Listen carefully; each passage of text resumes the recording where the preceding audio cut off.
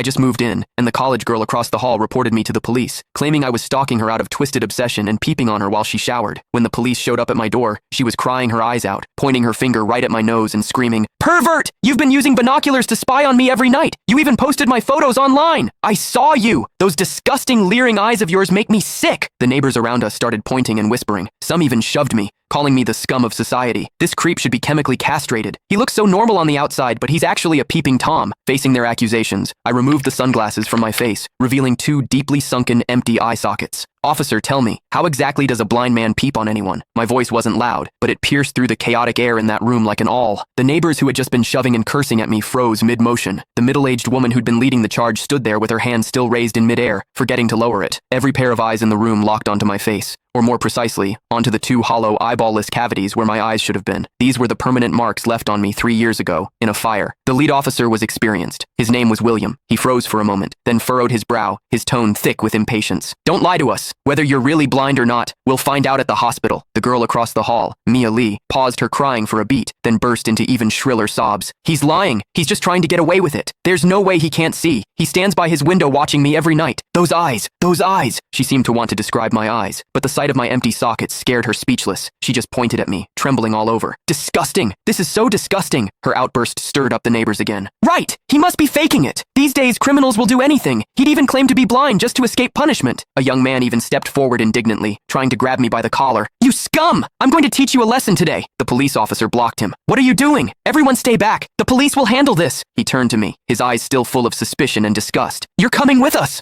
I didn't resist. I calmly held out both hands. Cold metal touched my wrists. Two younger officers flanked me on either side and led me toward the elevator. Behind me, Mia's crying mixed with the neighbors' curses into a chaotic din. "Scum of society! Get out of our community! Hope you rot in prison!" I could see the righteous expressions on their faces. I could also hear the pleasure in their voices as they trampled me into the mud. I stepped into the elevator. The metal doors slowly closed, cutting off the noise from outside. One of the younger officers, probably new to the job, couldn't help but ask me quietly, Are you really blind?" I tugged at the corner of my mouth but didn't answer. The other officer patted his shoulder, signaling him to keep quiet. But I knew that in their minds, the scales had already tipped completely in favor of that tearful young girl. After all, it was a young, pretty, pitiful college student on one side, and on the other, a suspicious man living alone, wearing sunglasses. In their eyes, it was crystal clear who was the victim and who was the perpetrator. What they didn't know was this: sometimes, what the eyes see is the biggest lie of all. And I, a blind man, had seen something that none of them had. For instance, when Mia accused me, her heartbeat was steady, without a single ripple of genuine emotion. The interrogation room at the police station was harshly lit by fluorescent lights, and the air smelled faintly of mildew. I sat on a cold metal chair. Across from me were William and a female officer.